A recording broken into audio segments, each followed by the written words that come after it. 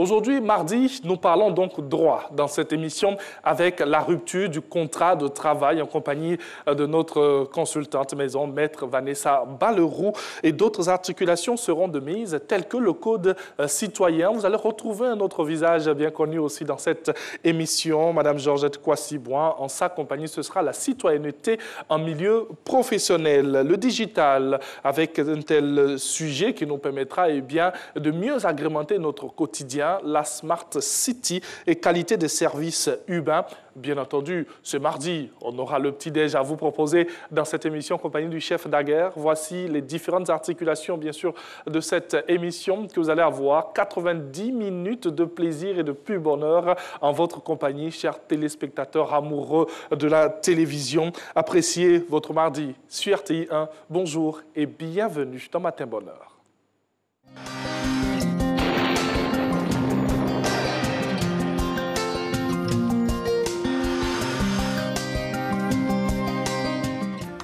Mesdames et messieurs, bonjour. La matinée sera intéressée par un temps généralement nuageux sur les régions du nord et de l'est du pays. Les régions du centre et du sud forestier observeront du brouillard ou de la brume humide tôt le matin et par la suite, le soleil fera progressivement son apparition. Les régions du littoral seront généralement nuageuses avec quelques averses de pluie, notamment sur le littoral ouest. Passons aux températures. Le mercure affichera 25 degrés à Benkourou, Abidjan, à Diaké, 26 à Bondoukou, 25 à Boaké, 26 degrés à Bouna, 25 à Bundiali, Daloa et Dimbokro, 25 à Gagnoa, 26 degrés à Guiglo, 25 à Korogo, 24 degrés à Mans, 25 à Odiéné, San Pedro, 24 à Sassandra, 25 degrés à Soubré, 24 à Tabou, 25 degrés à Tiasalé, 25 à Touba et 25 à Yamoussoukro. Au cours de l'après-midi, un temps généralement ensoleillé sera présent sur l'ensemble du pays. Des passages nuageux accompagnés de pluie et d'orages isolés s'observeront sur les zones de l'ouest, du nord et du sud forestier en milieu ou en fin de période. Le littoral sera quelque peu nuageux avec quelques averses de pluie localisées. Passons aux variables, nous pourrons observer 34 degrés à Bengourou, 32 à Abidjan et à Diaké, 34 degrés à Bondoukou, 35 à Boaké, Bouna et Bundiali, 34 degrés à Daloa, 35 à Dimbokro, 34 degrés à Gagnoa, 34 à Guiglo, 35 degrés à Korogo, 34 à Mans, 35 degrés à Odiéné, 32 à San Pedro et Sassandra, 33 degrés à Soubré, 32 à Tabou, 34 degrés à Tiasalé, 35 à Touba et 35 à Yamoussoukro. Et voilà, c'est tout pour aujourd'hui. Merci de nous avoir suivis et très belle journée à toutes et à tous.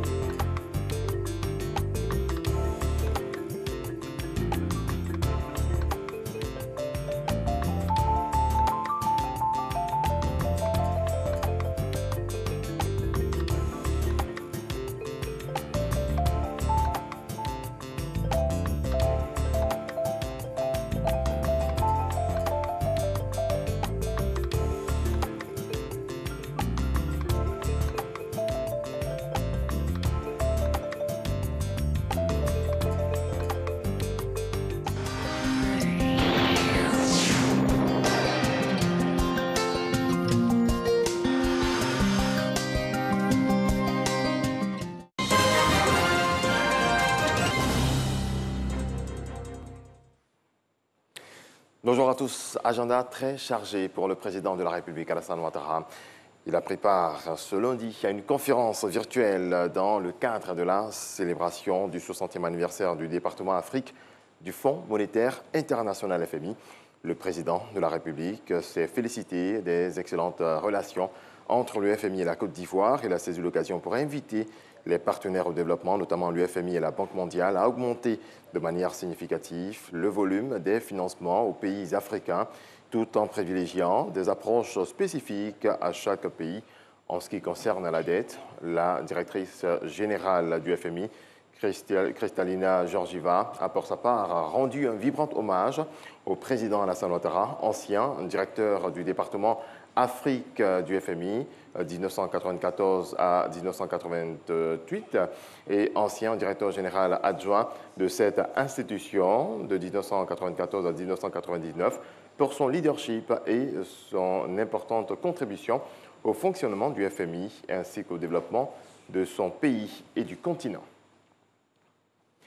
Le président de la République, Alassane Ouattara, a également échangé ce lundi avec une délégation ministérielle libérienne conduite par le ministre des Affaires étrangères du Libéria, dit Maxwell Sarr, porteuse d'un message du président George Weah. Cette délégation de haut niveau est venue exprimer la solidarité et le soutien du Libéria au gouvernement et au peuple ivoirien suite à l'attaque du camp militaire de Ndoutré dans la commune d'Abobo.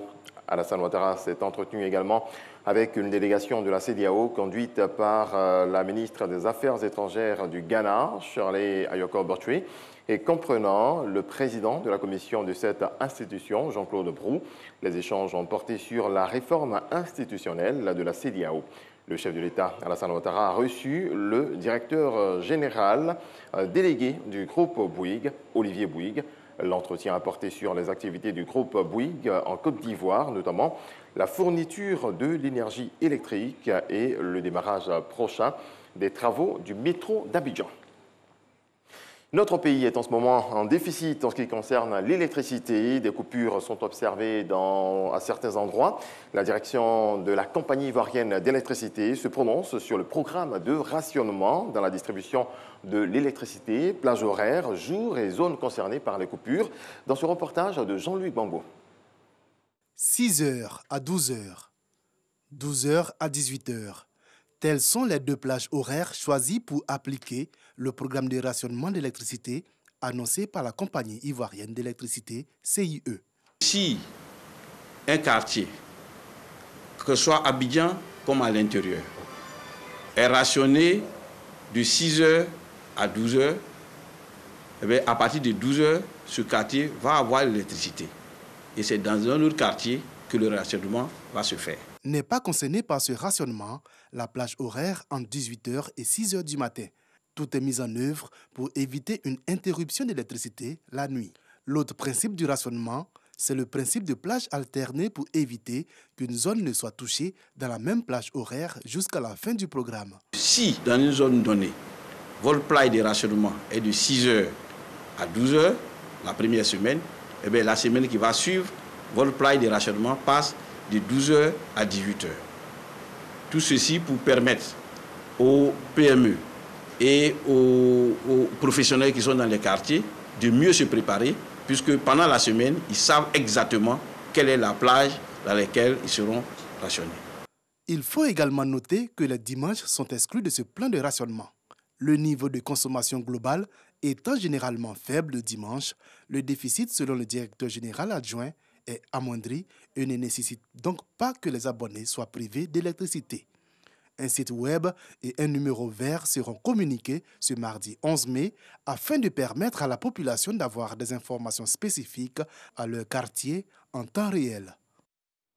Bientôt la vidéo-verbalisation, mais avant, une phase de test. Elle vient d'être lancée par l'opérateur technique du ministère des Transports. Cette phase qui va concerner 9 axes routiers va durer environ 4 mois.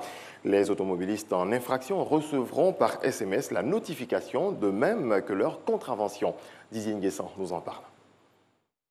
Un SMS ou un courrier électronique, désormais les automobilistes recevront par ces canaux la notification des infractions au code de la route. Il s'agit de la vidéo-verbalisation dont la phase test est entrée en vigueur depuis le 6 mai à Abidjan. L'objectif est de sensibiliser les automobilistes au respect du code de la route avec en prime la réduction du nombre d'accidents.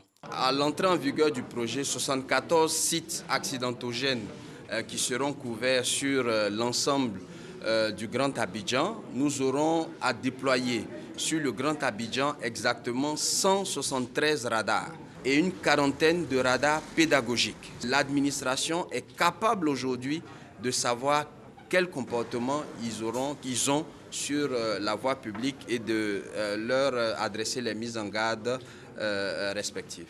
Dans ce centre de gestion intégrée de la mobilité, les opérateurs font le monitoring des infractions, identifient les automobilistes chauffards.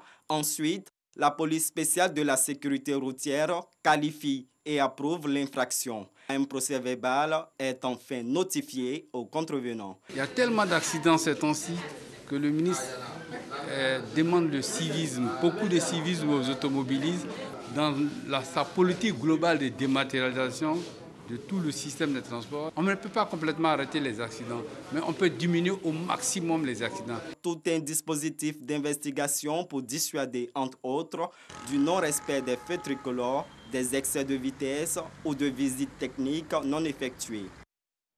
Voilà, c'est la fin de ce 6h30. Retour de l'information à 7h. Merci Régis pour toutes ces informations. Voilà, on va le retrouver tout à l'heure pour la suite de cette émission. Ce sera sur le coup de 7 heures donc. Allez, poursuivre cette émission. Quelques infos à vous donner avant de poursuivre et retrouver d'autres temps forts de cette matinale. Allez, nous sommes aujourd'hui le 11 mai.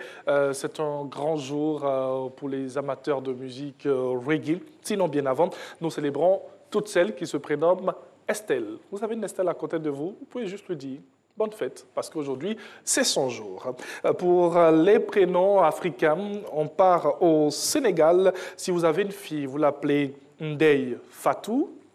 Voilà, merci à la réalisation qui nous permet d'avoir le Sénégal, là, la carte du Sénégal. On apprécie là, Dakar, Thiès, on a Saint-Louis, on a Ziguinchor, enfin, toutes ces belles villes.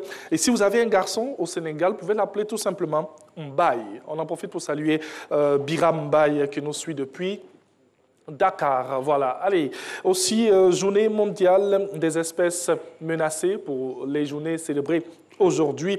La journée mondiale des espèces menacées a lieu chaque année le 11 mai. Elle a pour but de sensibiliser le monde scientifique et le grand public surtout sur l'importance de la protection des espèces en voie de disparition et surtout sur les mesures à prendre au quotidien pour les protéger. Les anniversaires, eh bien, nous faisons très souvent plaisir à des personnes avec qui nous travaillons ici dans cette émission. Lui, c'est Agogo Junior, il est ingénieur son, celui-là même qui nous place ce micro que vous voyez juste là, voilà. Et on l'apprécie aussi à travers cette diapo, ce jeune garçon qui travaille très bien surtout et très belle joie d'être en sa compagnie tous les jours. On le voit là devant aussi la caméra. Il fait aussi de la photographie pour dire qu'il y a plusieurs facettes. Aujourd'hui, 11 mai, anniversaire du décès de Bob Marley. Robert Nesta Marley, dit Bob Marley, né le 6 février 1945. Eh bien, il est décédé le 11 mai 1981 à Miami d'un cancer généralisé. Il est auteur, compositeur, interprète, musicien jamaïcain.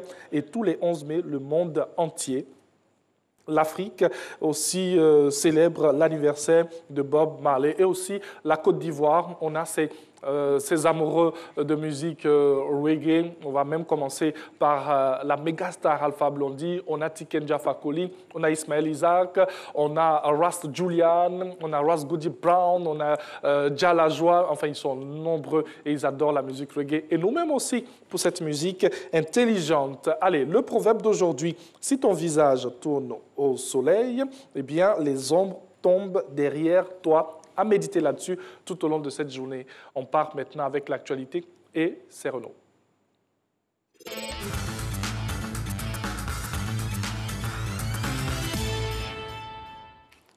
Nous sommes en sa compagnie pour la revue de presse. Bonjour Renaud. Bonjour Joël. Alors, retour en Côte d'Ivoire de Laurent Gbagbo, les victimes ne décolèrent pas. Oui, la coordination des victimes de Côte d'Ivoire a organisé une manifestation de protestation hier devant le palais de justice d'Abidjan Plateau contre le retour en Côte d'Ivoire de Laurent Gbagbo. Selon Issaka Diaby, son président qui est cité par Le Matin, le retour au pays de l'ex-chef d'État consacrerait une forme d'impunité et d'injustice à l'endroit des victimes de la crise post-électorale qui ne devrait pas être passée en perte et profit au nom de la réconciliation nationale.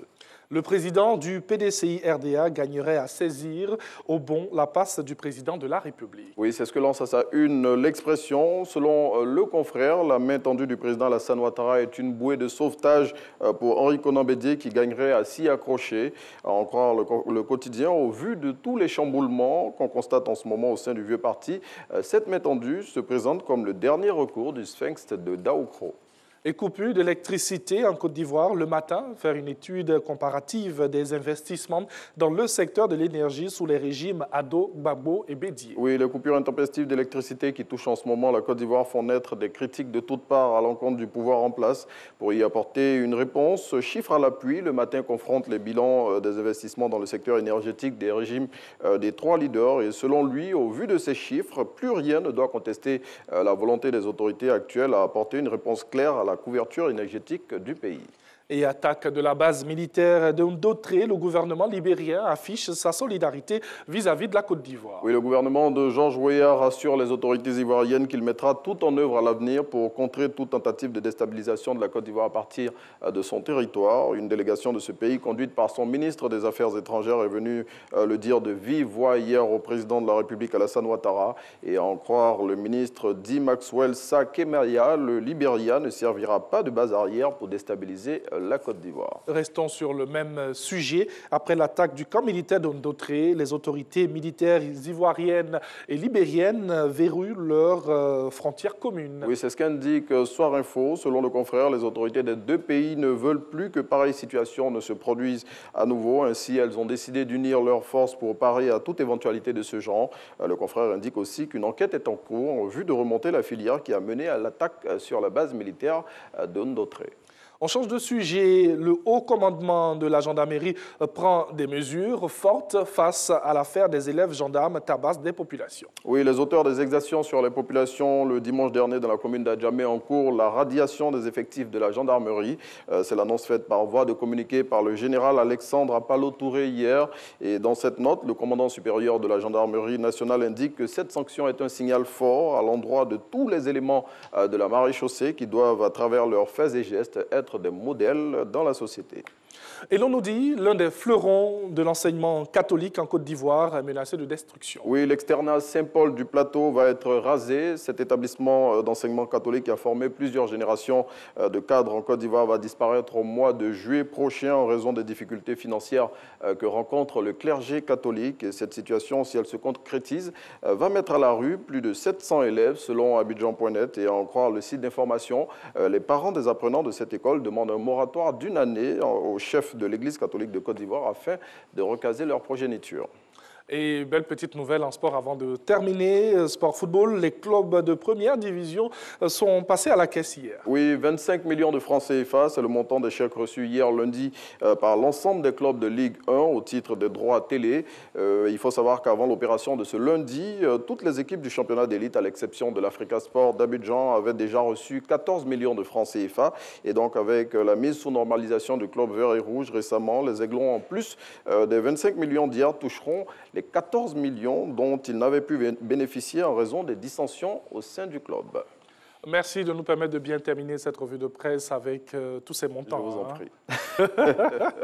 Merci beaucoup à Renaud. Merci. Excellente journée. Allez, c'est l'heure maintenant pour nous de vous offrir le petit-déj.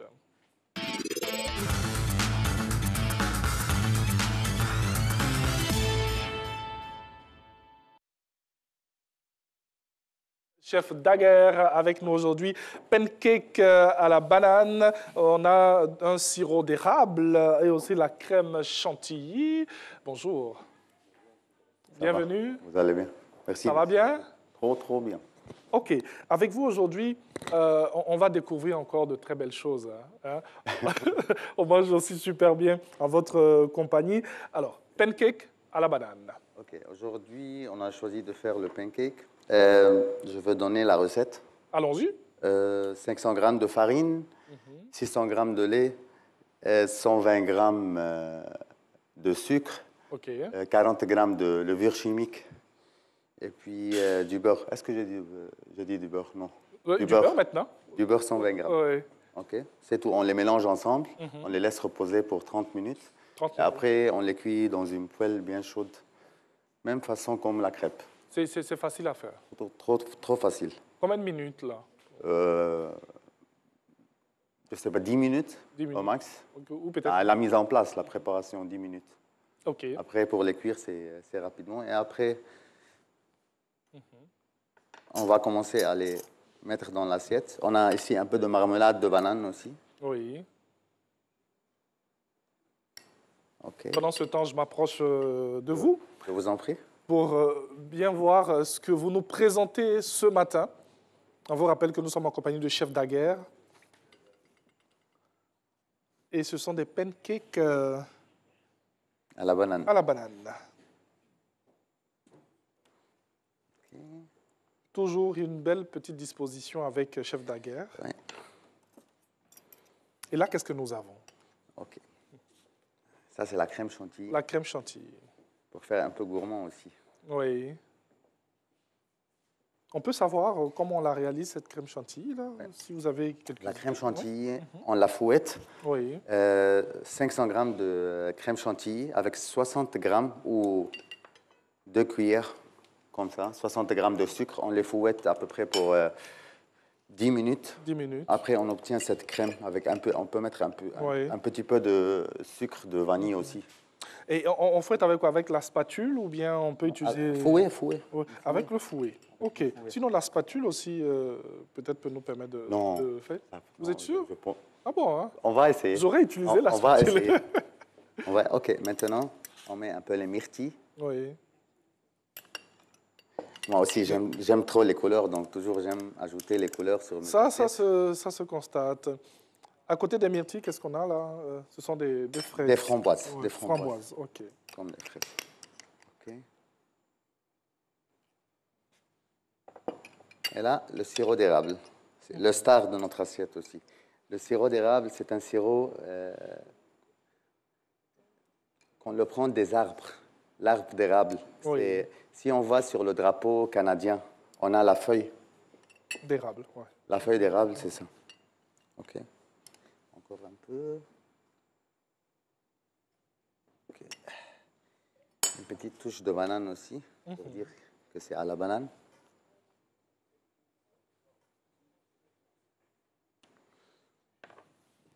Et ça, qu'est-ce que c'est? C'est de la menthe. De la menthe qu'on ajoute.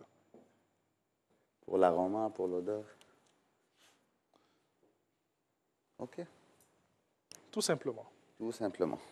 Donc là on l'a fait, peut-être si on essaie de s'attarder un peu sur la décoration, on peut en faire 5 minutes, sinon 2-3 petites minutes, c'est fini. Oui, ce n'est pas nécessaire qu'on fait cette décoration. Mais toujours... Non, mais à la maison, on peut faire. Ouais. Hein?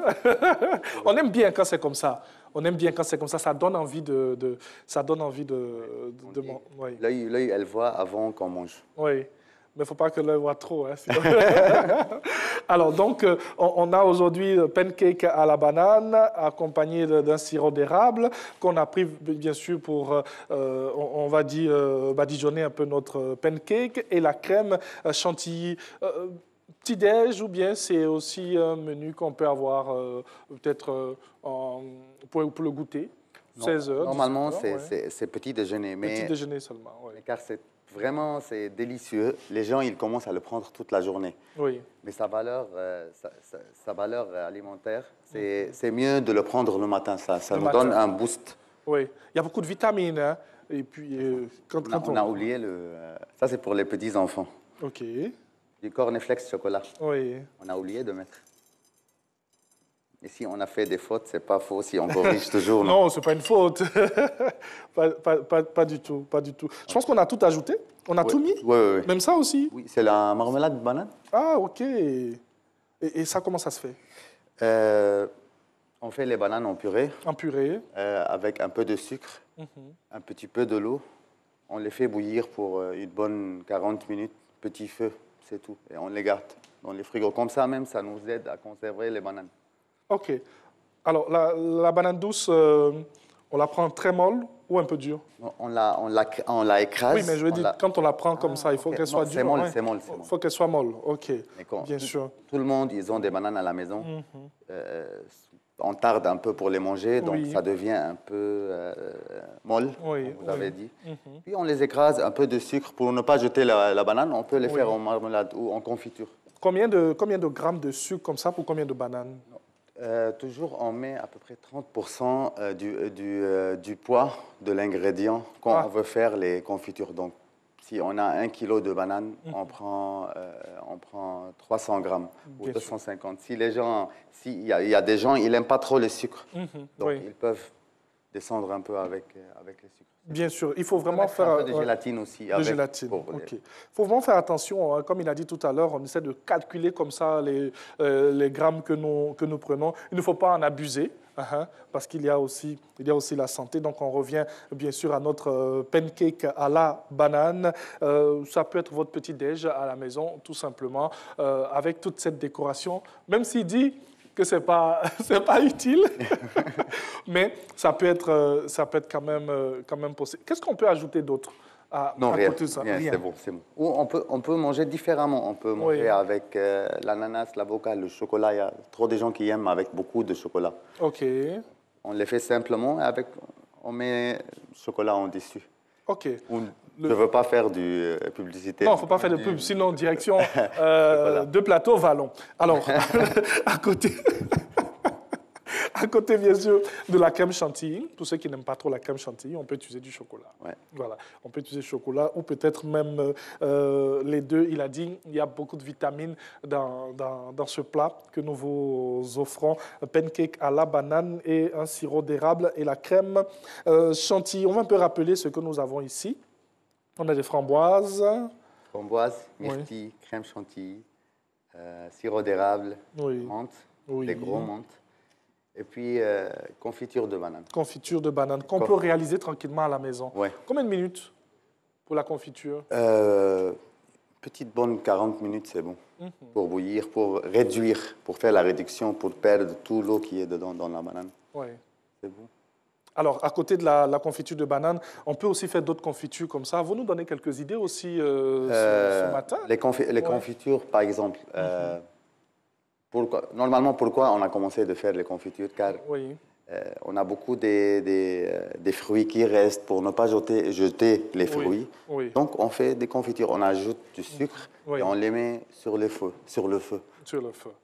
Donc pas besoin de jeter vos fruits et tout. Non, on peut quand même garder pour en faire de la confiture. Même les pots. Même par exemple le pot d'orange, le pot de citron. Ah, quand même. On peut faire par exemple le pot de mangue.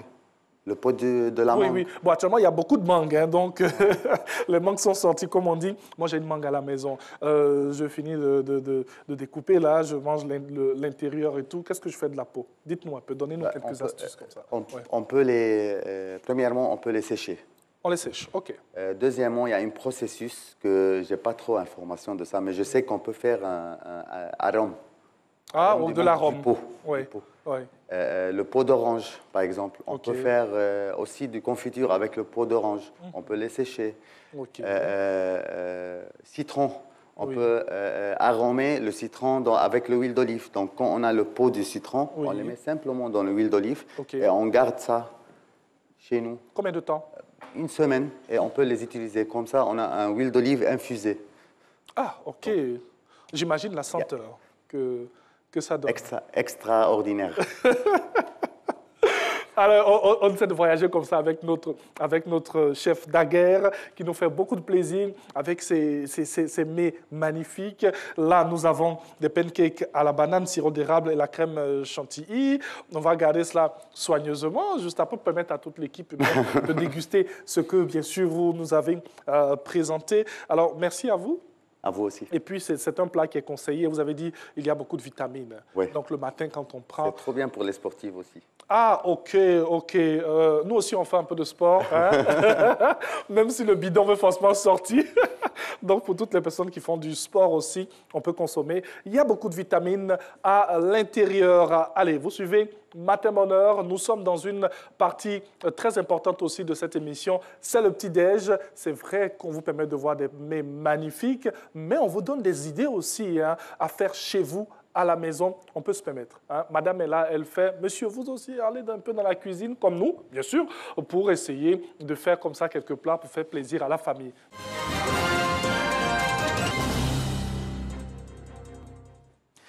Bonjour à tous, bienvenue dans ce rendez-vous de l'actualité internationale. En Centrafrique, un Français chez qui la police a trouvé un important arsenal d'armes de guerre a été arrêté ce lundi à Bangui, où l'armée combat en ce moment une rébellion.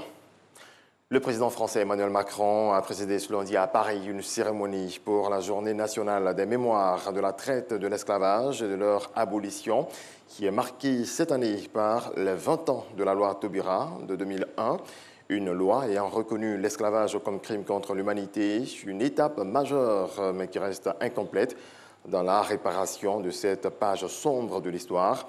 Aucun politique n'a pris la parole au cours de la brève cérémonie devant le monument commémorant l'abolition de l'esclavage dans le jardin de Luxembourg. Toujours en France, 4 individus interpellés et mis en garde à vue dans le cadre des investigations concernant le policier abattu à Avignon.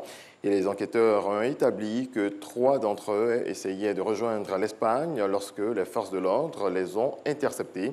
Lors d'une conférence de presse lundi, le procureur Philippe Guéma est resté très prudent, mais a donné quelques détails sur ces personnes, dont l'auteur potentiel du coup de feu mortel et le second individu présent à ses côtés au moment des faits. Quand la ville s'endort, le service de réanimation de l'hôpital Louis-Maurier à Colombes, dans les Hauts-de-Seine en France, est en pleine ébullition. Car si la 3e vague de Covid-19 semble reculer, le service affiche toujours complet. Réaction. Lors de la décroissance de la 2e vague, on était descendu à 30 admissions en réanimation en Île-de-France. On est actuellement sur un taux qui dépasse 100 entrées par jour en réanimation en Île-de-France. Donc on a un taux d'occupation de l'ensemble des services qui est encore très élevé. Et comme on a un nombre de contaminations qui reste encore très élevé, on craint que cette décroissance soit beaucoup plus lente que lors de la 2e vague et que ça nous emmène au moins jusqu'à l'été. À ce stade, on est complet puisqu'on a 12 patients en réanimation qui sont tous ou quasiment tous intubés, ventilés sous respiration artificielle. Donc là, c'était le dernier lit de réanimation qui s'est rempli ce soir.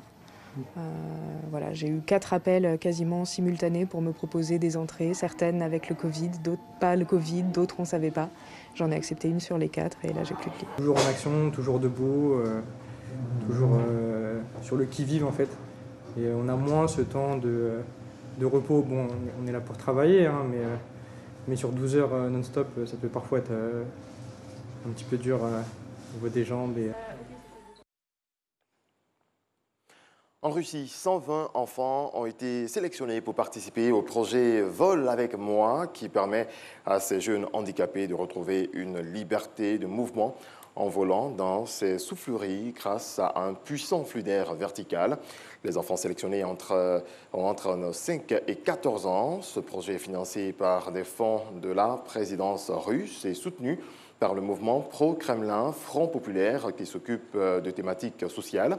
Selon les chiffres officiels, la Russie compte quelques 85 000 enfants souffrant de paralysie cérébrale qui entravent les mouvements et activités motrices. Et puis aujourd'hui, 11 mai 2021, il y a 40 ans que Bob Marley est mort. L'icône du reggae avait été emportée par un cancer de la peau généralisé à l'âge de 36 ans seulement.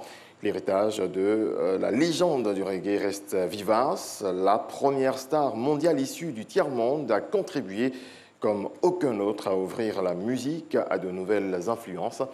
Les 3 membres fondateurs des Wailers sont aujourd'hui tous décédés. Merci à toutes et à tous de votre attention. C'est la fin de ce point de l'actualité. Très belle journée à vous. Retrouvez à présent Anjoal.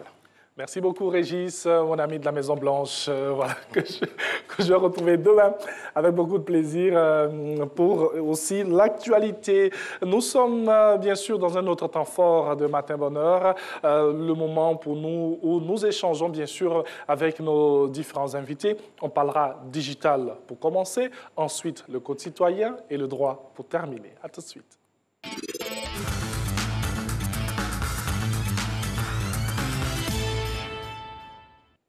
Et notre expert en la matière, lorsqu'on parle de digital, M. Syriac Bougou, bonjour, bienvenue. Bonjour Ange. Vous allez bien? Très bien. Alors, avec vous, on parle de Smart City. Oui. C'est quoi, dans plus de détails, la Smart City? D'accord, je pense que dans votre introduction, vous avez déjà en parlé. C'est des villes intelligentes, donc où le numérique, où tout ce qui est technologie permet à cette ville-là de s'améliorer, de faciliter tout ce qui est usage dans l'administration pour le citoyen et autres. Donc, c'est se dire qu'aujourd'hui, à Abidjan, on voudrait que cette ville-là, la ville d'Abidjan et aussi celle de l'intérieur, soit de plus en plus intelligente. Alors, c'est vrai que c'est un concept que nous apprécions dans plusieurs pays, même pas trop loin de nous, au Maroc, on a aussi ces villes intelligentes. Dites-nous, est-ce que quand on regarde Abidjan, quand on regarde nos villes de l'intérieur, avec nos organisations qui demeurent comme ça, intactes, et dans nos habitudes depuis toutes ces années, on peut se permettre d'avoir des villes intelligentes? Oui, on peut se permettre d'avoir des villes intelligentes si en amont, il y a des choses qui soient faites. Donc déjà, il y a la sensibilisation. On imagine beaucoup de choses. Il y a la formation, ouais. Il y a aussi la mise à disposition de certaines infrastructures. Je me rappelle, déjà, on le fait, peut-être qu'on ne sait pas que nous sommes déjà dans ce mouvement, mais aujourd'hui, Ange peut être ici à la RTI et commander un taxi, aller chez lui et le taxi vient le trouver. Donc ça, c'est par exemple dans le domaine de la mobilité. Donc il y a plusieurs autres domaines. Par exemple, aujourd'hui... Qui existe et qui est de plus en plus vulgarisé en ce moment. Oui, en ce moment, par exemple, la semaine dernière, je sais que beaucoup ont dû recevoir un SMS le disant qu'ils ont commis une infraction routière et autres, tout ça. Oui, ça fait partie des projets de la ville intelligente que Abidjan est en train de prendre. Donc aujourd'hui, c'est possible de recevoir une infraction en disant cette personne a roulé à plus de 70 km à l'heure et autres, voici ce qu'il encourt et autres, tout ça. Et on a vu des communiqués ça et là passer pour dire que nous sommes en phase de test. Donc c'est pour dire que dans quelques mois, on pourra, ça sera véritablement effectif. Donc ne soyons pas surpris si demain, lorsqu'on veut faire notre visite technique, on dit bon, en plus de votre visite technique, vous devez ça parce que voilà, vous avez eu à commettre des infractions. Ce qui est intéressant, c'est que quand une ville devient intelligente, ça emmène non seulement les citoyens, mais l'administration aussi à s'adapter et à adopter ces nouvelles technologies. Et être plus efficace. Et être plus efficace. Par exemple, je me rappelle, il y a quelques années, c'est là au plateau, je ne sais pas si beaucoup de personnes l'ont remarqué, lorsque tu voulais garer, il y avait un capteur qui disait tu viens de garer à telle heure. Et lorsque tu veux partir, il y a quelqu'un qui venait pour te faire payer ça de manière avec un ticket et autres, tout ça. Mais on pouvait aller plus loin dans ce concept-là, de se dire aujourd'hui, je ne sais pas si c'est le cas pour tout le monde, mais moi, quand j'arrive au plateau, j'ai du mal à avoir une place de parking. C'est de se dire, dès que je suis en train de partir au plateau, j'active par exemple mon GPS me dit au plateau, dans tel immeuble, il y a une place de tel côté et même m'indiquer où se trouve cette place-là. Par exemple, aujourd'hui, quand tu vas aller à l'aéroport, ça fonctionne pour te dire que cette place de parking, il y a de la place sur ce parking, là, il n'y a pas, c'est plein et autres, tout ça. C'est pour dire que nous sommes déjà dans le mouvement, mais il y a beaucoup, je pense, de choses à faire encore et c'est ensemble qu'on peut y arriver. Et vous pensez qu'on peut s'adapter facilement à toutes ces choses-là? Oui, non, moi, je pense qu'on peut s'adapter. Avant de poursuivre avec les exemples, dites-nous, on peut s'adapter véritablement. On peut s'adapter. C'est pour ça que je dis qu'il faudrait qu'on sensibilise. Par exemple, aujourd'hui, pour les verbalisations et autres, il faudra que la population soit vraiment informée de pourquoi on la verbalise, pourquoi on le fait, dans quel domaine on le fait. Il ne faudrait pas qu'on présente ces moyens intelligents-là comme juste peut-être pour avoir de l'argent, comme juste pour... Non, mais juste pour aider les citoyens. Donc aujourd'hui, par exemple, je suis capable de savoir si je veux aller à l'hôpital, est-ce que mon docteur, je peux l'avoir dans combien de temps? Donc, ça me permet de planifier mon programme de la journée. De prendre des rendez-vous. De prendre des rendez-vous. Des jours avant. Il y a certaines institutions hospitalières qui le font.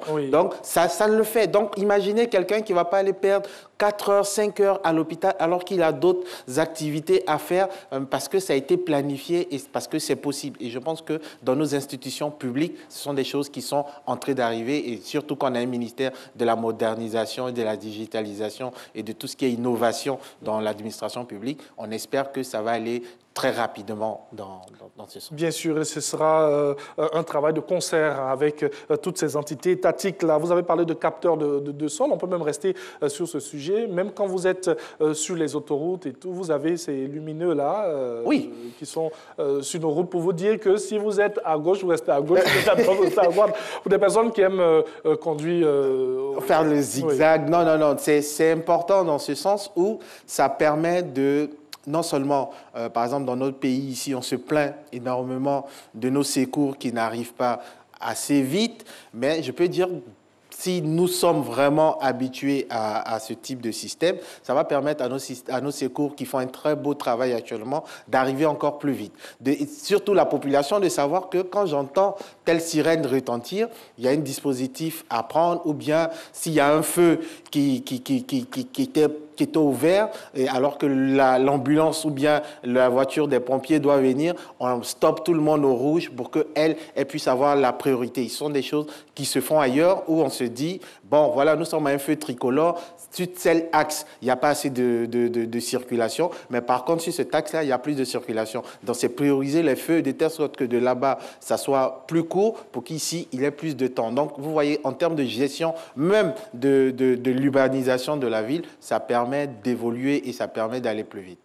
Vous avez aussi évoqué les panneaux indiquant la distance à effectuer pour arriver, par exemple, dans une quelconque commune. On tient compte des embouteillages et tout. Hein. Oui, je crois l'année dernière ou il y a 2 ans de cela, il y a des panneaux qui sont sur Abidjan. Voilà, il y en a, mais peut-être qu'ils ne sont pas encore... Sinon, on voyait, pour arriver au plateau, par exemple, moi, quand je vais partir de Benjerville, on me dit, tu seras au plateau dans 20 minutes. Maintenant, est-ce que ça tenait compte de nos embouteillages et autres? Mais ce sont des choses qui peuvent être prises en compte, de telle sorte que les embouteillages soient à l'intérieur pour dire que, bon, si vous prenez tel axe, on voit ça déjà sur nos téléphones et autres, mais je pense que nous aussi, il serait intéressant que nous-mêmes, nous mettons en place nos différents systèmes électroniques pour que, en temps réel, l'usager sache quand il prend une voie, combien de temps dans combien de temps il peut arriver à destination. Et ça, ce sont des choses... Même quand on commande un taxi. Hein. Oui, quand tu commandes un taxi, on te dit, bon, ton chauffeur sera là dans 2-3 minutes. C'est des choses qui se font aujourd'hui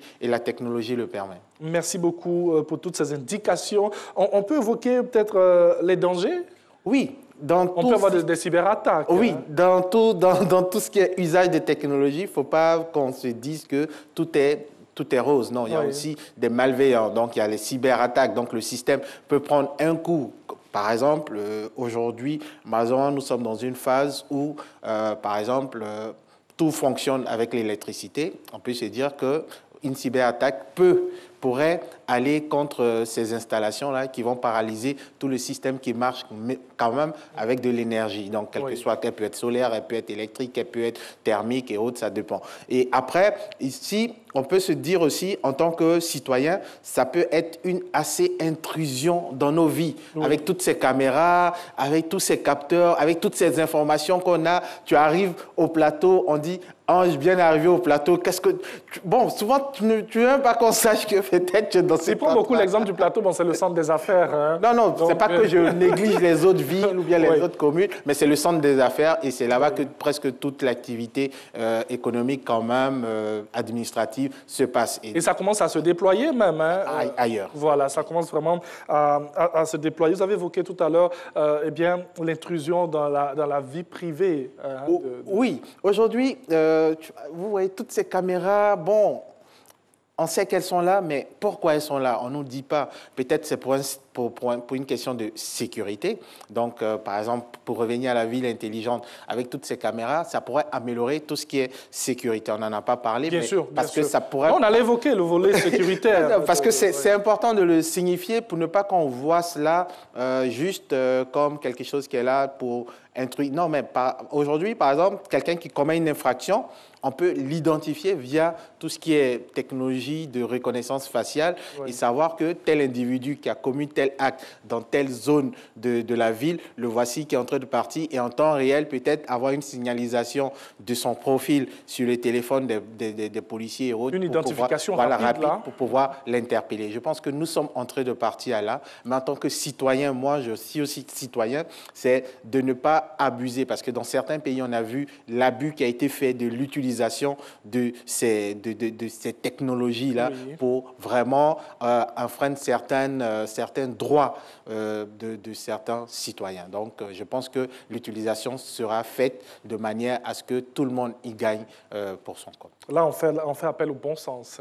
de tout un chacun. Le volet sécuritaire, donc on peut le dire, il est fiable. Il est fiable et il va énormément aider nos forces de sécurité qui sont déjà sur le terrain, mais pour cela, il faille aussi encore former, sensibiliser non seulement nos forces de sécurité, mais aussi la population, de telle sorte qu'elles sachent en quoi s'en tenir. Donc, pour que quand demain quelque chose lui arrive, qu'il ne soit pas surpris. Quand je reviens encore sur ces SMS que nous avons presque tous reçus, mais on se rend compte que c'est depuis des mois que le système était en train de travailler. Donc quand tu vas sur le site, tu vois que mais bon, j'étais passé par là, j'avais déjà commis une infraction. Donc pour ne pas qu'on soit surpris. Donc c'est ensemble, que ce soit citoyen, administration, entreprise et tout le monde.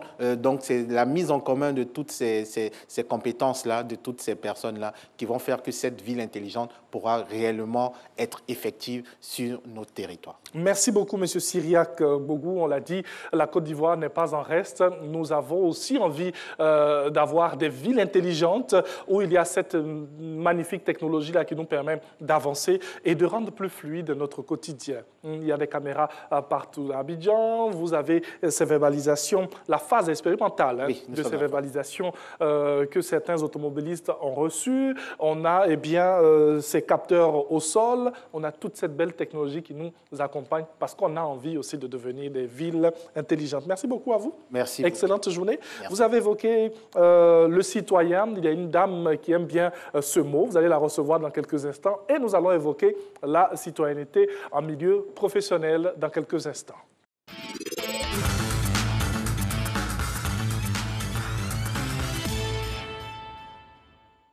Madame Georgette Kouassibon, bienvenue. Merci. Je dirais chez vous. Merci. Vous êtes une habituée de ce studio.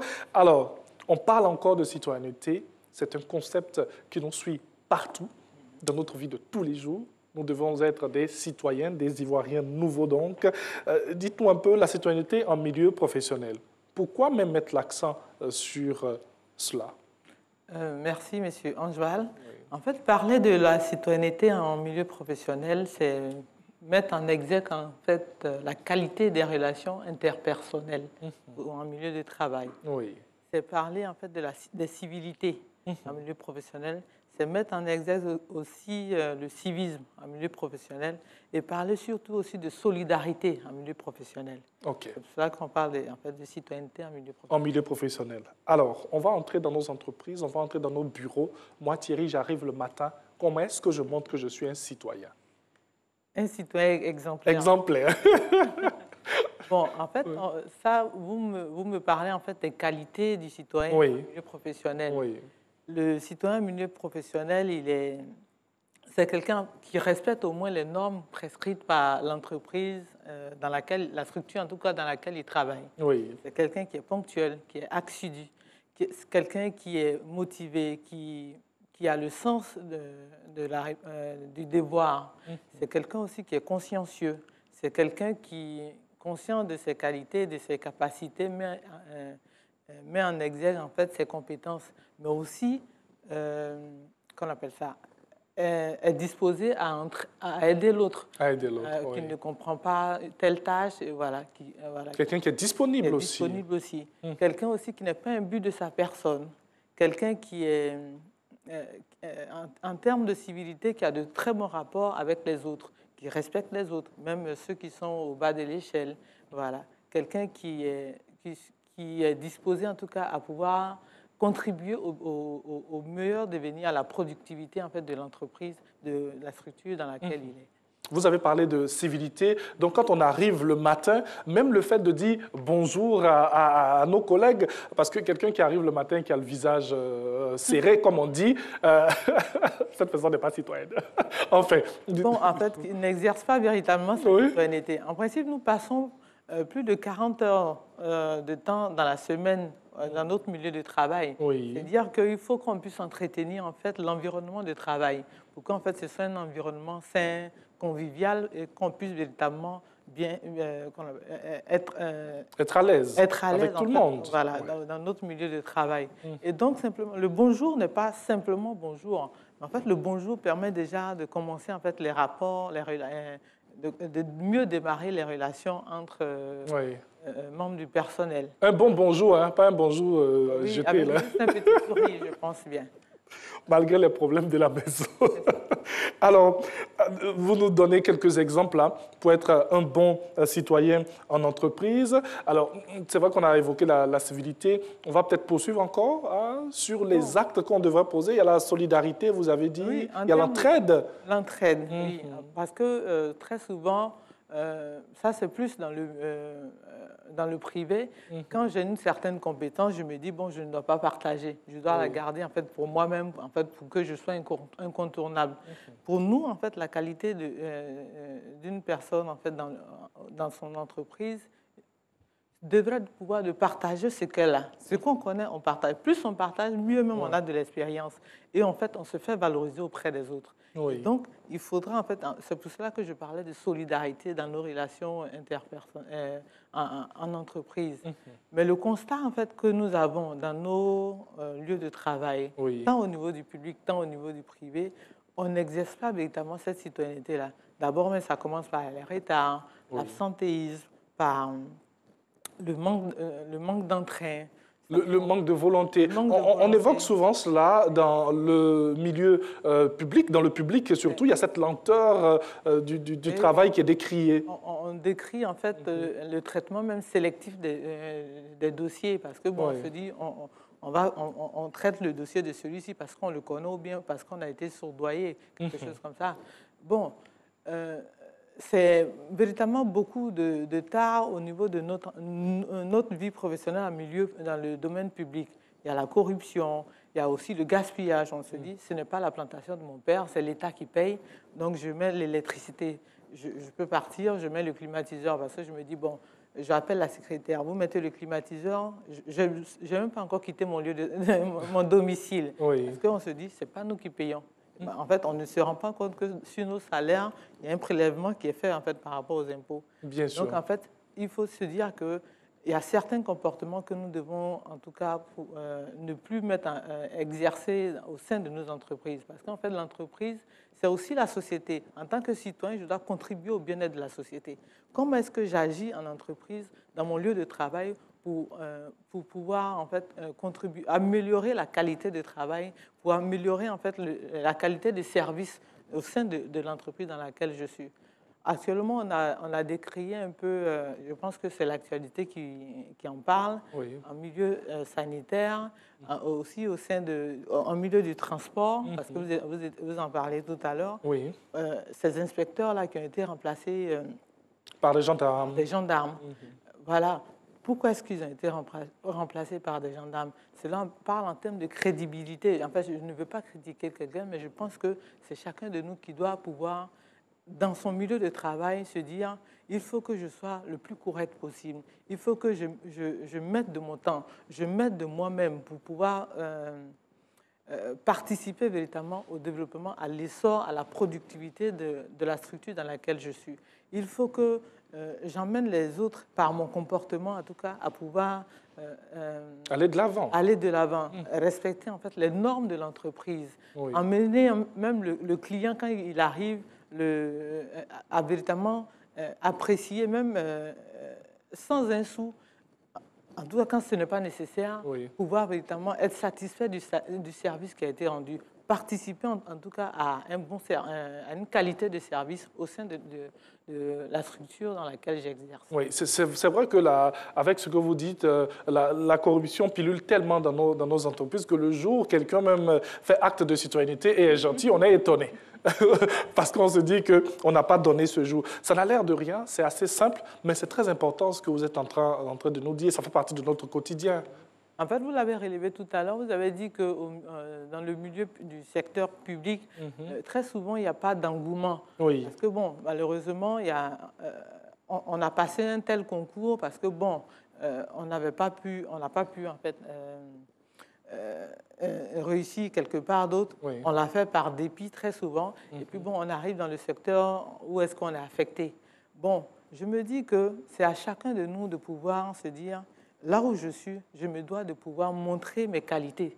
Chacun de nous doit montrer ses qualités, ce qu'il peut faire, ses compétences, pour pouvoir un jour réussir véritablement sa vie. Parce que, certes, ce n'est pas le milieu dans lequel on aimerait progresser. Mais je me dis que par notre abnégation au travail, notre sens du devoir au travail, par la qualité du service que nous faisons, on peut être surpris quelque part. Il y a des nominations au sein à la fonction publique. À la fonction publique, voilà. Oui. Par votre qualité de service, il y a un responsable qui peut vous voir, qui va se dire, celui-là peut aider à, peut contribuer à.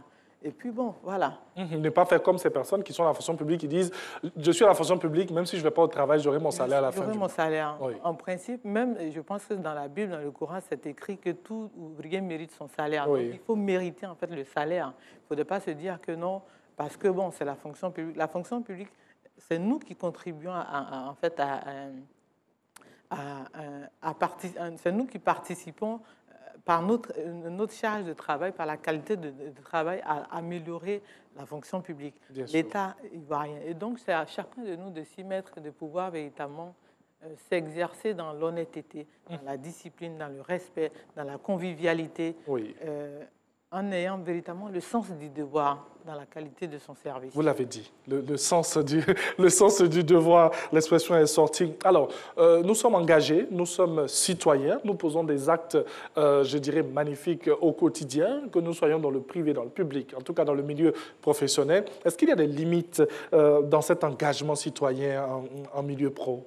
Bon, en principe, dans une structure, dans une société, il y a des normes, des règles en fait, qui régissent cette société. Et donc, c'est en fonction de ces normes-là qu'on travaille. Bien sûr. Et donc, quand vous parlez de limites en fait, d'engagement, je me dis, je ne vais pas trop parler de limites, je me dis que chacun de nous, véritablement, doit se déployer, doit mettre en œuvre ses compétences pour une qualité de service. Donc, on y va à fond, si ce sont les compétences, si ce sont les qualités. Voilà. Mais véritablement, en respectant aussi les limites dans lesquelles nos restrictions, en respectant les normes de la structure dans laquelle nous sommes.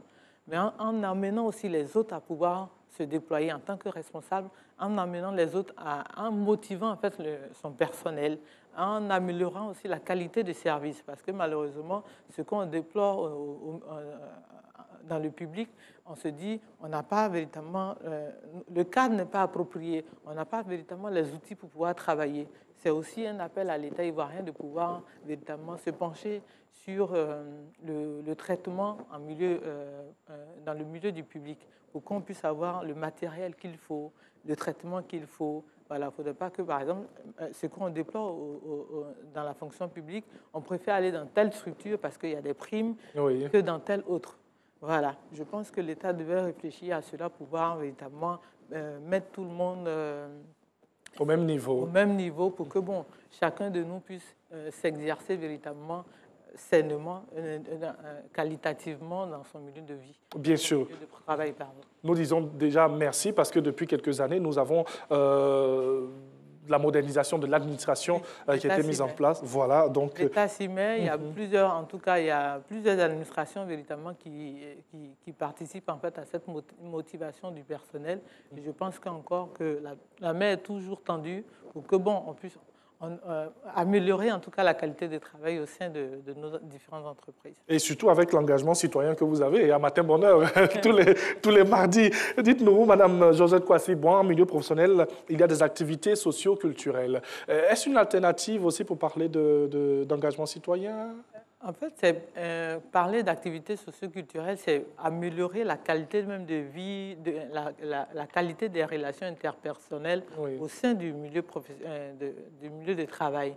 Et donc, quand on organise en fait des sorties détente, des activités, c'est pour pouvoir en fait permettre à tout le monde de fédérer de la hiérarchie au petit personnel, ou en fait fraterniser, se connaître, voilà, collaborer, en fait, mettre une solidarité. Mettre une solidarité, instaurer en fait cette solidarité-là, cette participation, en fait, voilà.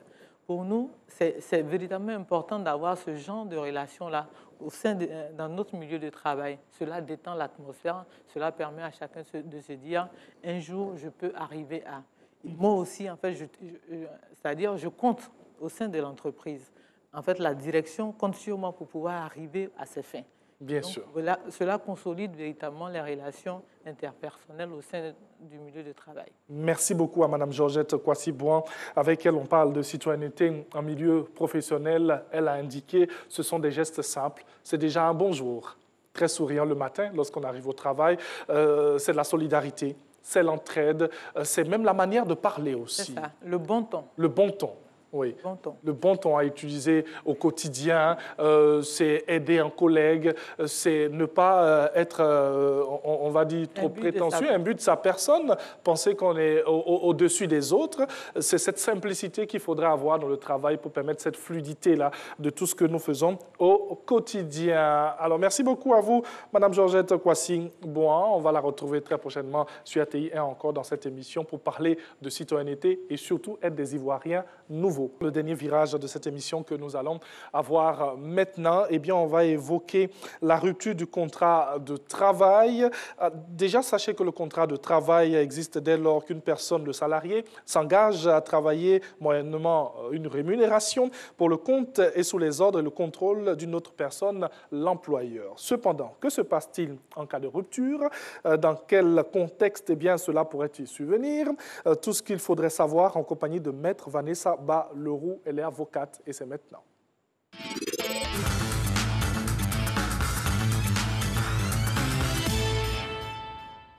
Bonjour Maître. Bonjour Monsieur. Bienvenue. Merci. Chez vous aussi. Merci. Alors, nous évoquons la rupture du contrat de travail. Avant même de parler de cette rupture-là, on va rapidement rappeler le rôle du contrat de travail, deux, trois petits éléments avant même de parler de rupture, parce qu'il y a beaucoup d'éléments qui entrent en ligne de compte. Absolument. Alors, le contrat de travail, c'est tout simplement l'accord entre un salarié et un employeur, par lequel le salarié met à la disposition de l'employeur son expérience, sa force de travail, en échange d'une rémunération. Et il accepte aussi que s'applique à lui l'autorité de son employeur. Voilà. Contrat de travail à respecter. Absolument. Oui. Qu'il soit verbal ou écrit. Merci. Alors, quels sont, on a dit différents types de contrats de travail. Hein. On a le contrat verbal, le contrat écrit. Tout à fait. Vous avez différentes modalités sous lesquelles le contrat de travail s'exerce. Il peut s'exercer en contrat à durée déterminée. Là, vous connaissez la fin de votre contrat, ou alors en contrat à durée indéterminée, c'est-à-dire que vous vous engagez pour une durée qui n'est pas définie. Et c'est à ce moment-là que vont rentrer en ligne de compte les questions de rupture du contrat de travail. Alors, comment se définit en droit la rupture du contrat de travail? Alors, la rupture du contrat de travail, c'est l'acte, la manifestation de volonté par laquelle soit l'employé, soit l'employeur décide d'arrêter la relation de travail. Donc la rupture du contrat de travail peut intervenir, comme vous l'avez entendu à l'instant, soit à l'initiative de l'employé, soit à l'initiative de l'employeur. Et les termes diffèrent selon que la rupture vienne de la part de l'employé ou de la part de l'employeur. Alors dites-nous, quelles sont les principales causes d'une rupture de contrat de travail? Alors, on va procéder par étapes. Allons-y. Déjà, lorsque le contrat de travail, la rupture est à l'initiative de l'employé, on distingue selon que l'employé est en CDD. Là, on considère que l'employé décide de partir avant l'échéance, avant le terme de son contrat. Ou alors, l'employé est en contrat à durée indéterminée et là, il décide de démissionner de son poste. Ou encore, il y a une autre possibilité qui est moins connue, celle-là, je pense, c'est la possibilité de faire ce qu'on appelle une rupture conventionnelle. C'est-à-dire que de la même manière que vous avez fait un contrat pour travailler, vous décidez de faire un contrat pour vous séparer. Donc, à ce moment-là, à la différence de la démission où c'est uniquement à l'initiative du salarié et sans aucune indemnité à la clé, eh bien, dans la rupture conventionnelle, vous pouvez vous organiser et faire ce qu'on appelle dans le langage courant un départ volontaire. À ce moment-là, vous pouvez négocier avec votre employeur pour qu'il puisse vous donner une indemnité que vous allez calculer ensemble. Ça, c'est la troisième possibilité de rupture à l'initiative de l'employé. Maintenant, quand on parle de rupture à l'initiative de l'employeur, il y a aussi là deux possibilités. Allons-y. Soit que on en parle de licenciement pour motif individuel, c'est-à-dire un motif tenant à la personne du salarié. Et les critères sont très clairs, ils sont établis par le Code du travail. Il va s'agir de l'insuffisance professionnelle, de la faute du salarié, ou alors on considère que l'employeur considère qu'il est dans une situation économique difficile, qui l'empêche de continuer à employer tel ou tel salarié. Et à ce moment-là, il peut envisager, sous des critères aussi, là aussi très stricts, un licenciement pour motif économique. Alors, dans le licenciement pour motif économique, vous avez le licenciement pour motif économique qui va concerner une seule personne, ou alors le licenciement pour motif économique qui va concerner plusieurs personnes. À ce moment-là, on parle de licenciement pour motif économique collectif. Voilà. Donc, voilà les différentes modalités. Bien sûr, j'espère que vous suivez bien le cours de droit que vous avez sur RTI aujourd'hui avec Maître Vanessa Balleroux. Évoquons les conséquences, avant peut-être de revenir sur le licenciement, la démission et tout, pour avoir plus de détails. Quelles sont les conséquences de la rupture d'un contrat de travail? Eh bien, la première conséquence, c'est que l'employé quitte l'entreprise. Donc, la première conséquence aussi, c'est que le contrat de travail est rompu. Donc, il n'y a plus ce lien qu'on appelle lien de subordination, c'est-à-dire l'autorité que l'employeur a sur l'employé, elle cesse à compter du moment où le contrat de travail est rompu. Il n'y a plus d'obligation de vous verser un salaire. Voilà. Donc, il y a toutes ces conséquences-là qui découlent de la rupture du contrat de travail. Donc, à partir du moment où l'une de ces causes de rupture intervient, il n'y a plus de lien contractuel, il n'y a plus de contrat entre vous et votre employeur ou entre vous et votre employé. Et à ce moment-là, chacun est libre de continuer sa vie, tout simplement. L'employé de retrouver un nouvel employeur s'il le souhaite ou de s'installer à son compte, ça dépend de son projet professionnel, et l'employeur de recruter une autre personne, sauf si il a procédé à un licenciement pour motif économique. Là, dans ce cas-là, quand il y a eu un licenciement pour motif économique, quand il s'agit d'un licenciement individuel, c'est-à-dire qu'une seule personne est concernée par le licenciement pour motif économique, elle a droit à ce qu'on appelle une priorité de réembauche. C'est-à-dire que pendant 2 ans, à partir du moment où elle quitte l'entreprise, si jamais l'employeur éprouve le besoin d'ouvrir à nouveau le même poste, dans la même catégorie d'emploi, il est tenu de contacter cet employé-là prioritairement pour le reprendre. Donc pendant 2 ans à compter du départ de l'entreprise. De même, lorsqu'il s'agit d'un licenciement économique collectif pour motif économique, à ce moment-là, il y a aussi une priorité de réembauche. Si jamais il y a d'autres postes qui sont ouverts par la suite, l'employeur est tenu de rappeler les salariés qu'il a eu à licencier dans le cadre d'un licenciement pour motif économique. Ça, c'est la seule contrainte. Après, si vous avez démissionné ou si vous avez été licencié, l'employeur, s'il cherche à recruter, il n'y a pas de priorité à la réembauche. Il n'y a pas de priorité. Mais si l'employeur passe par cette forme pour pouvoir libérer tout le monde, et lorsqu'il a la possibilité, même si c'est un motif économique, il a la possibilité de réembaucher et qu'il laisse ces personnes et il va prendre d'autres personnes. Vous pouvez demander des dommages et intérêts devant le tribunal du travail. Déjà, oui, allez-y. Parce que parfois, il y a des licenciements, malheureusement, qui peuvent être abusifs. C'est-à-dire que l'employeur passe par le motif économique. Mais il faut savoir que c'est extrêmement réglementé. Donc, quand vous devez engager une procédure de licenciement pour motif économique, ça se fait sous la supervision de l'inspection du travail. Donc, sous la supervision de l'inspection du travail, il y a un inspecteur du travail qui va suivre la procédure avec vous de bout en bout et s'assurer qu'elle est correctement menée.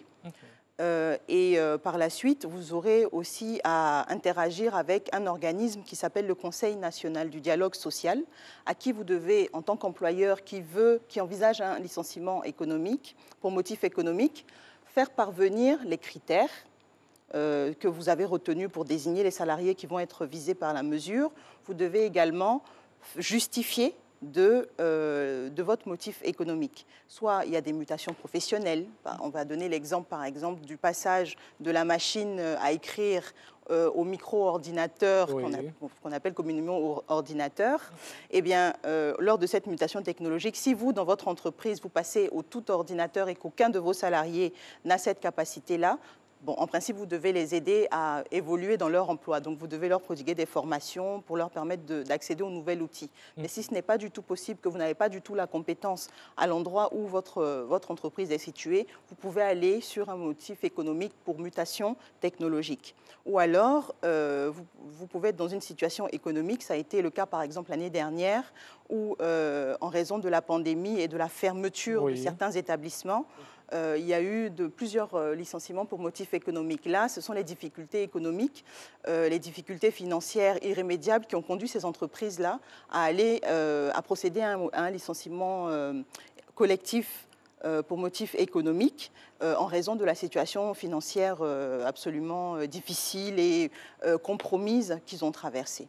Donc, il faut vraiment un motif qui soit avéré, procéder au licenciement pour motif économique. Mais si vraiment vous avez des gens qui arrivent à passer entre les mailles du filet et que les salariés s'en rendent compte, ils ont la possibilité d'aller devant l'inspection du travail pour signaler « Ah voilà, notre employeur nous a libérés il y a tant de temps » et on se rend compte qu'en réalité, il est en train d'ouvrir à nouveau des postes et il embauche d'autres personnes. Est-ce que pour l'employé, ce n'est pas une procédure un peu trop longue lorsqu'il y a ce genre de cas? Aller voir l'inspection, aller voir le conseil et tout. C'est pas une procédure trop longue? C'est assez rapide? Bon, je ne sais pas ce que vous appelez long. C'est le temps de l'administration et le temps des juridictions. C'est-à-dire le temps de l'inspection du travail, que l'inspection du travail fasse son travail, pour le coup, et que les juridictions aussi derrière, c'est-à-dire les tribunaux, puissent faire leur travail aussi. Alors, je pense qu'il n'y a jamais de temps assez long pour faire valoir ses droits. Il faut juste patienter, tout simplement. Il faut juste patienter, il faut se faire entourer, se faire accompagner par un conseil, par un avocat, et surtout pas hésiter, en cas de problématique, à se tourner soit vers les avocats, soit vers l'inspection du travail. Ils sont disponibles, les inspecteurs sont qualifiés pour cela, pour accompagner les salariés sur leur questionnement. Ça peut être une interrogation, et puis ça va être très vite levé par l'inspecteur du travail ou bien par l'avocat. Il ne faut pas hésiter. Merci pour toutes ces précisions-là. Donc, alors, on en vient maintenant à la démission. Est-ce qu'il y a des conditions juridiques pour démissionner? Tout à fait.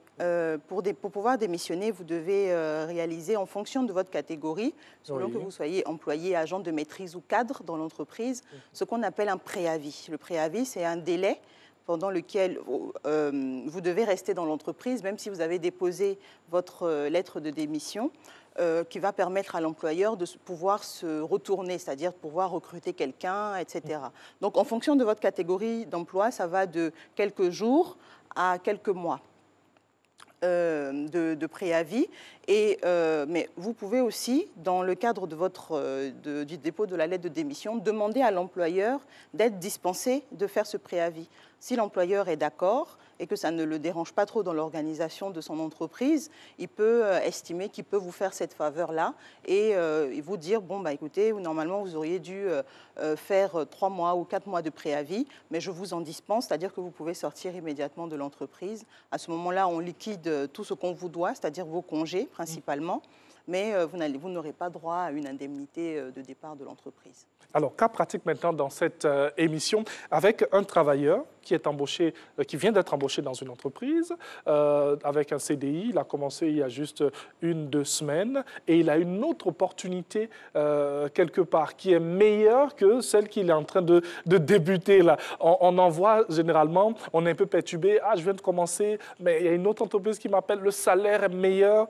Comment est-ce que je fais? C'est quoi ma démarche? Alors, bien souvent, quand vous entrez en entreprise, vous avez ce qu'on appelle une période d'essai, c'est-à-dire une période pendant laquelle l'employeur vous teste. Pendant cette période-là, vous pouvez arrêter la période d'essai à tout moment, que ce soit à l'initiative de l'employeur ou à l'initiative de l'employé. Mais le principe général dans les relations de travail, c'est la loyauté, tout simplement. Okay. Donc, même si vous voulez partir et que vous venez de commencer il y a quelques semaines, vous m'avez dit, hein, oui. Vous pouvez partir, mais toujours est-il que c'est toujours mieux de s'asseoir avec l'employeur et de lui dire, ah voilà, moi j'ai eu une meilleure opportunité. C'est le jeu, c'est le marché de l'emploi. L'emploi, c'est aussi un marché. Et si vous avez une offre qui est meilleure, mais sachez qu'il y a certains domaines, par exemple, on va dire la banque, oui. Que les banquiers me pardonnent, mais oui. qui sont extrêmement concurrentiels oui. et qui sont aussi fermés. Okay. Donc, si vous comportez mal d'un côté, sachez que ça va se savoir très vite dans le domaine d'activité où vous êtes. Et voilà, mais ça marche aussi chez les juristes. Hein. Si il y a un problème dans un cabinet ou avec tel ou tel praticien du droit, ça va se savoir assez vite. Donc, la meilleure manière de partir, c'est de s'asseoir avec son employeur et de dire, bon, moi j'ai eu de meilleures opportunités. Le futur employeur lui dire, patientez un petit peu, juste le temps que voilà, je permette à l'autre de s'organiser. Et puis, vous rejoignez votre nouvel employeur. Voilà. Merci de nous montrer que vous parlez entre vous. Comment? Je dis merci de nous montrer que vous parlez entre vous. Mais ça, c'est dans tous les domaines. Même à la télé, je pense que les gens se parlent aussi entre eux. On se parle, les amis? Enfin, on se parle. Alors, on poursuit donc nos échanges avec Maître Vanessa Balleroux. Il nous reste juste 8 minutes pour terminer cette émission. Alors, le licenciement. On va revenir un peu là-dessus, parce qu'il y a des abus très souvent dans nos entreprises. À quel moment devient-il abusif? Alors, le licenciement est abusif dès lors qu'il ne respecte pas les critères légaux, c'est-à-dire les critères fixés par la loi. Un employeur qui viendrait à licencier quelqu'un juste parce qu'il n'a plus envie de le voir, ce serait un licenciement abusif. Et pourtant, ça arrive. Et pourtant, ça arrive, malheureusement, et plus qu'on ne le pense. C'est-à-dire quotidiennement, il y a des personnes qui quittent des entreprises juste parce que l'employeur n'a plus envie de le voir ou tel supérieur hiérarchique n'a plus envie de le voir. Donc, ne plus avoir envie de voir quelqu'un, ça ne fait pas partie des critères légaux. Il faut attester d'une insuffisance professionnelle, d'une faute du salarié. Il faut pouvoir respecter les critères qui sont définis par la loi. Dès lors que vous sortez de ces critères-là, que ce soit pour motif personnel ou que ce soit pour motif économique, il y a une procédure à suivre. Il faut aussi, quand on est dans le cas d'un licenciement pour motif personnel, pouvoir suivre ce qu'on appelle la procédure disciplinaire. C'est-à-dire que vous allez devoir envoyer une demande d'explication au salarié qui a 72 heures pour répondre. Et à compter du moment où il a répondu, vous avez, en tant qu'employeur, 15 jours pour décider de la sanction à lui appliquer. Ça peut aller de l'avertissement à la mise à pied, jusqu'au licenciement en passant par la mise à pied, qui va de 1 à 8 jours maximum. Donc mise à pied, c'est-à-dire que on vous demande de rester chez vous et vous êtes privé de salaire. Maintenant, une fois que le licenciement, vous estimez que votre licenciement a été prononcé sans respecter la procédure, vous avez la possibilité de vous tourner vers un avocat ou idéalement de vous tourner, s'il n'y en a pas dans la localité où vous vous trouvez, vous avez en tout cas l'inspection du travail qui est là, qui est disponible pour ça et qui va vous accompagner dans ce processus-là. Donc, les licenciements, que ce soit du côté de l'employeur, j'encourage vraiment les employeurs à respecter les termes de la loi parce que ça va très vite et ça coûte très cher. Bien sûr. Alors, on va rester un peu sur l'employé même. C'est vrai qu'on est avec l'employeur, mais on va rester sur l'employé. Aujourd'hui, il y a tellement de jeunes en quête d'emploi. Lorsqu'on trouve un travail, on ne prend pas le temps de bien regarder. Souvent, le contrat, même lorsqu'on le prend comme ça, c'est la dernière page où se trouve le salaire qu'on regarde. Qu'est-ce qu'en tant qu'employé, je dois faire?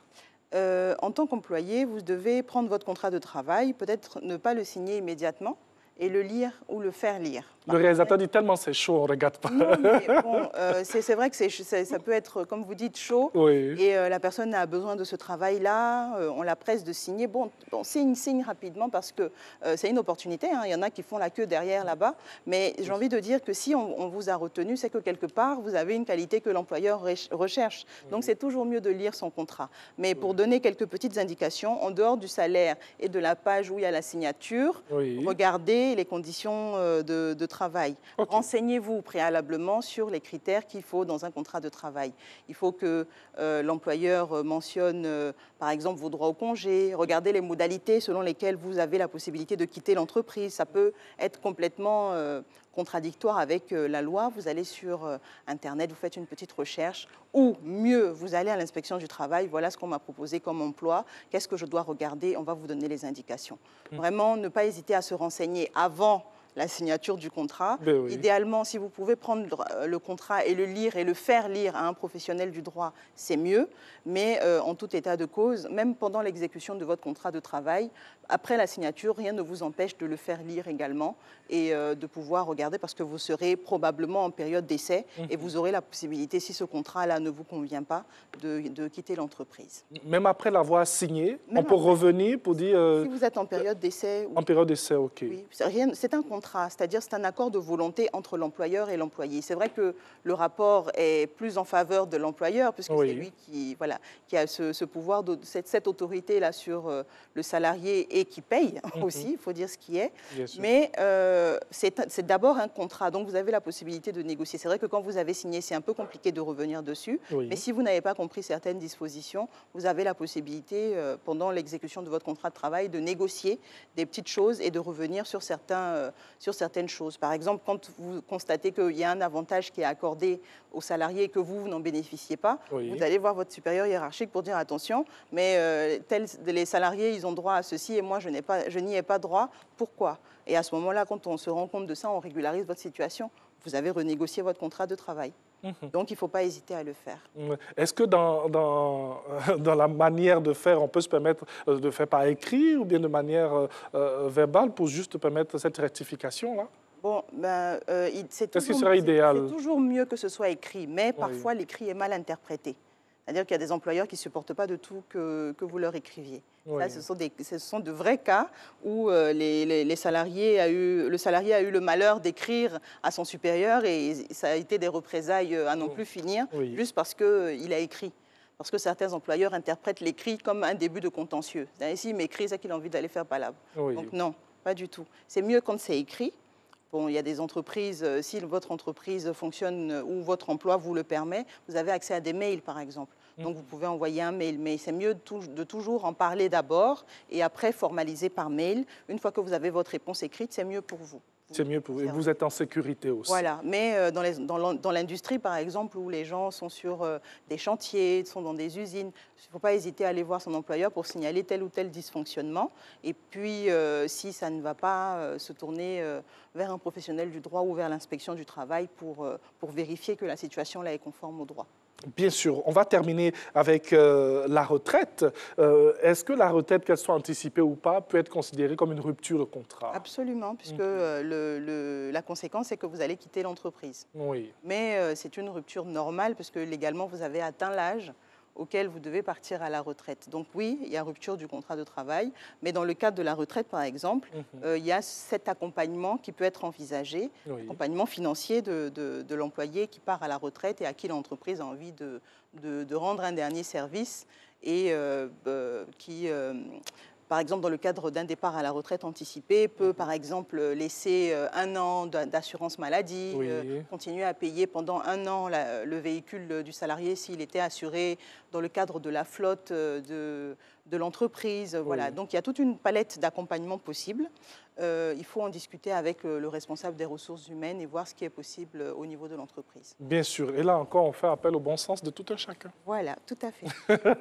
Merci beaucoup, Maître Vanessa Ba-Leroux. On a eu plaisir à échanger avec elle. Elle nous permet comme ça d'être des experts en droit avec tout ce qu'elle nous dit. Et on connaît nos droits, hein, donc attention. Allez, merci à Jacques Brou qui a réalisé cette émission. Merci à toutes nos équipes. Voilà. Merci pour ce petit plaisir que vous nous donnez d'être en face de nos patrons, les téléspectateurs. Que Dieu vous garde. Au revoir.